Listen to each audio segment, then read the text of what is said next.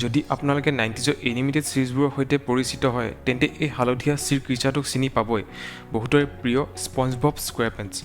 যোৱা 5 নৱেম্বৰত ইয়াৰ তৃতীয়খন animated movie SpongeBob sponge on the run release হৈছিল।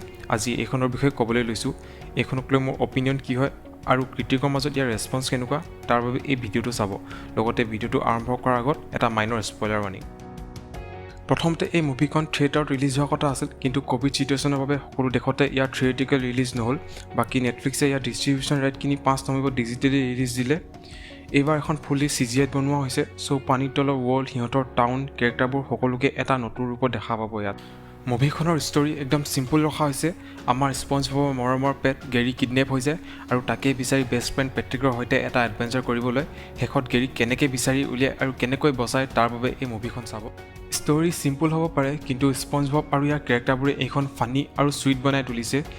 যদি এতিয়া আপুনি ইয়াৰ আগৰ এনিমেটেড চিৰিজ আৰু 2খন মুভি চোৱা নাই তেন্তে চিন্তা কৰাৰ প্ৰয়োজন নাই, নিশ্চিন্ত মানে এইখন চাই এনজয় কৰিব পাৰে। এইখন চাই স্পঞ্জবব কেনেকুৱা, পেট্ৰিকৰ লগত ইয়াৰ কেমিষ্ট্ৰি কেনেকুৱা, দুটা কিমান জধামূৰ্খ, কামোৰ আৰু ফানী হ'ব পাৰে।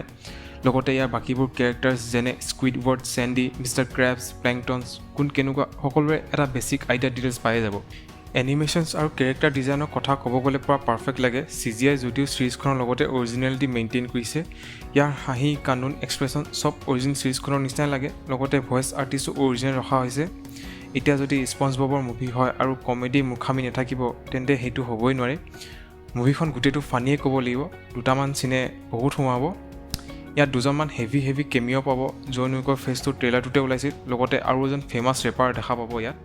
এতিয়া মোৰ এইখন চাই এভাৰেজ নিচিনা লাগিল। ষ্টৰী প্লটৰ ফালৰ পৰা ক'ব গ'লে বিশেষ নতুন একো নেদেখায়, আৰু যিসকলে এইখন প্ৰথম চাব হয়তো অকৱাৰ্ড পাব পাৰে, কাৰণ এইখনত লজ অফ ফিজিক্স কাম নকৰে। গোটেইখন চাইল্ডিজে হয়, সৰু অডিয়েঞ্চৰ কাৰণে পাৰফেক্ট হ'ব। ইয়াৰ হিন্দী ডাবিঙো কৰা হৈছে, খালি চিৰিজৰ আৰ্টিষ্ট কেইজন নহয়। বাকী ইয়াৰ ফানী মমেণ্ট, কেৰেক্টাৰ্ছ আৰু শেষৰ এগুৱা গানটো মজা লাগে, স্পঞ্জববৰ আইকনিক ইণ্ট্ৰৰ সৈতে প্লে' কৰে। এতিয়া ৰেটিঙৰ কথা ক'ব গ'লে IMDb 6.2 হৈ আছে আৰু ৰটেন টমেট'জ 70% হৈ আছে। ক্ৰিটিকে এইখনক লৈ বহুত মিক্সড ৰিয়েকশ্যন দিছে, প্ৰায় চবেই ঠিক ঠাক কৈছে এইখন। কিছুমান ফেনবোৰে এইখন ইমান ভাল পোৱা নাই, যদিও ফাৰ্ষ্ট 2খন মুভিতকৈ ভাল বুলিয়েই কৈছে।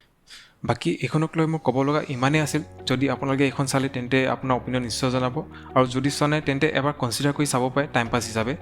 শেষত ভিডিঅ'টো ভাল লাগিলে লাইক কমেণ্ট নিশ্চয় কৰিব, আৰু আগলৈ এনেকুৱা ভিডিঅ' পাই থাকিলে চেনেলটো ছাবস্ক্ৰাইব কৰি ৰাখিব। তেতিয়ালৈকে কিপ ৱাচিং, থেংক ইউ।